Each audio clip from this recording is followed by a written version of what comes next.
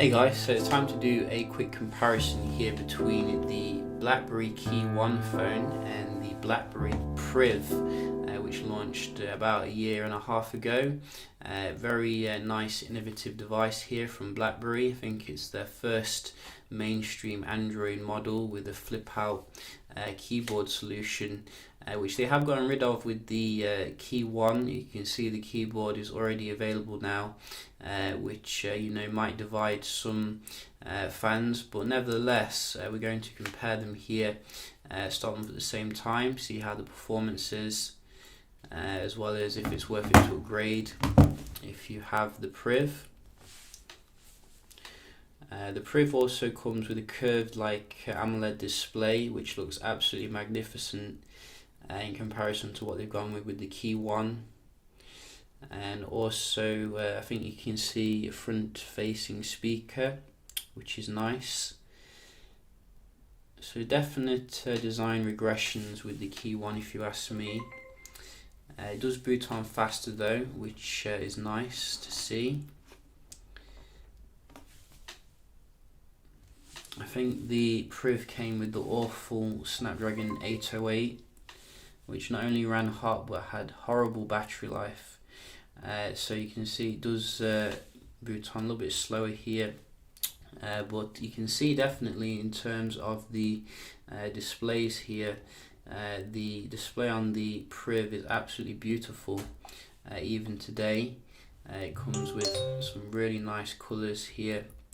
But we're going to see how the performance does compare. We have installed a few apps on both of them, might do a keyboard typing test as well, if that is relevant. And we're just going to get rid of everything and let's go.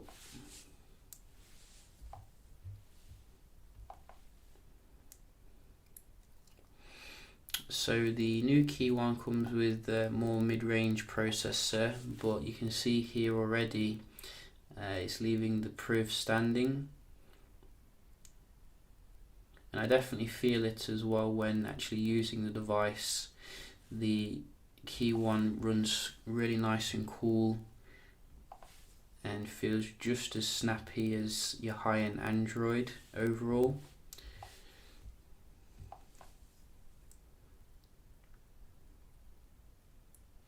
So clearly you can see here who is the winner when it comes to the day-to-day stuff. And I think we're still running Android Marshmallow on the Priv, which obviously, the emphasis of the device is security, etc. But what's the point if you're not going to keep it up to date? It seems a bit weird to me. But no question about it, the KEYone is a well optimized device here. We're just going to have a look at some games.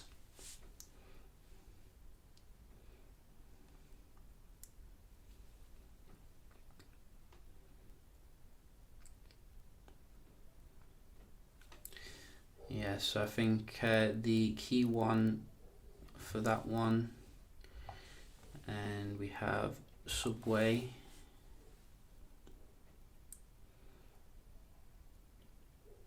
I wish they'd have kept the AMOLED display though in the KEYone. It's like they make good decisions in one aspect but bad in the other. So puzzle.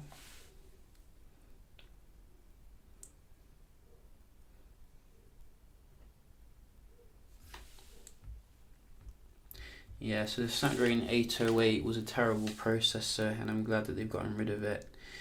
I think it's probably the worst. Every device that had it had poor battery life and just not good performance. And finally GTA.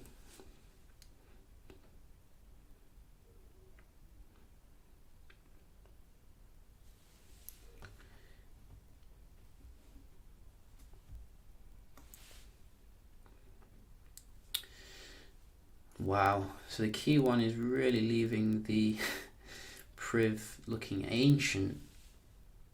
I'm sure it only launched like a year ago or so. So no contest here, you know, the KEYone is going to be a massive step up if you're looking to upgrade to it. We did also want to check out the keyboard typing speed here. So we're going to see how that is.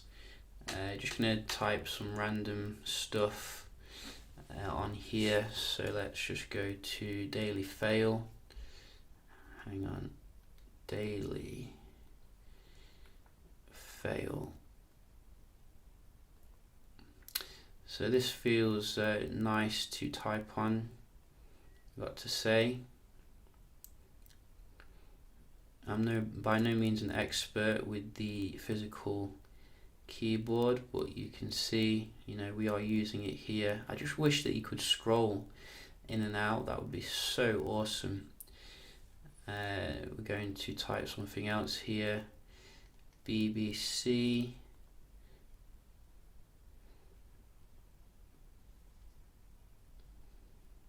Yeah, so nice and fast here. Football results. So you can see, you know, you can get used to it to the point where you're typing just as fast as you're using like a virtual keyboard. Let's just try on the Priv now. So we're going to daily fail again. There we go. I love that snap out. You don't get that anymore. And I gotta say, I think the keys actually feel a bit better on the Priv. You still get your mousey thing, which is good.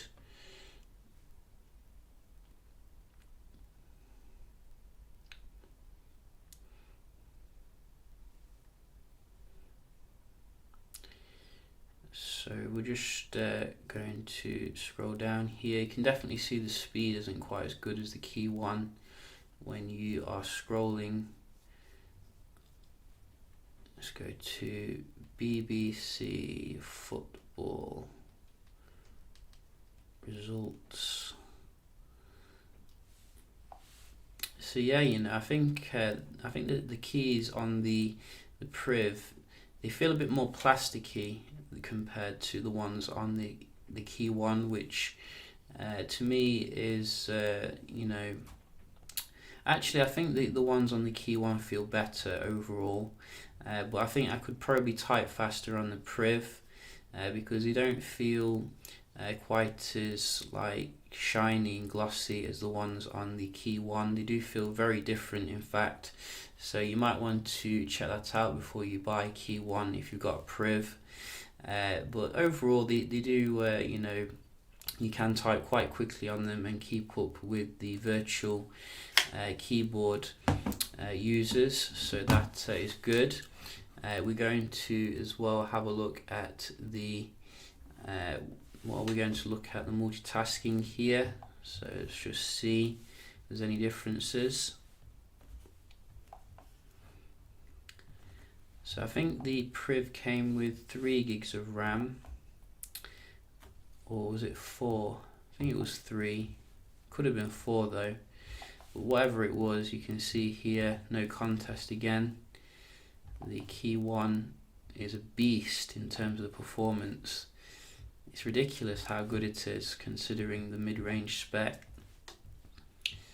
So you can see, you know, the basic apps here, no contest. Going into the camera, nice and fast, and I'm guessing the games going to probably reload on both of them because they're not really gaming devices as such, but you will go back into it faster on the KEYone here.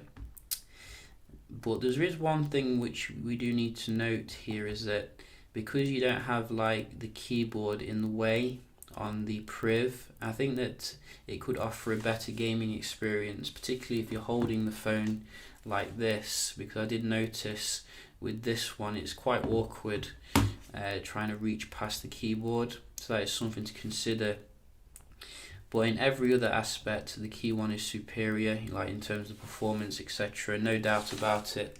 And also the battery life. I mean, I'm struggling to drain this thing and you know, it's really great in terms of the endurance.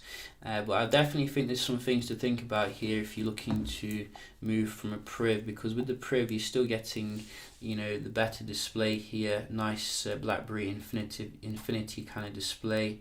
You're still getting the flip out keyboard with keys which have less travel, in my opinion. That's what I mean. You can, you know, really type on them quite fast.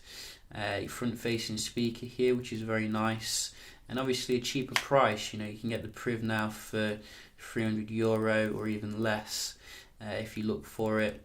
Still comes with a very decent camera.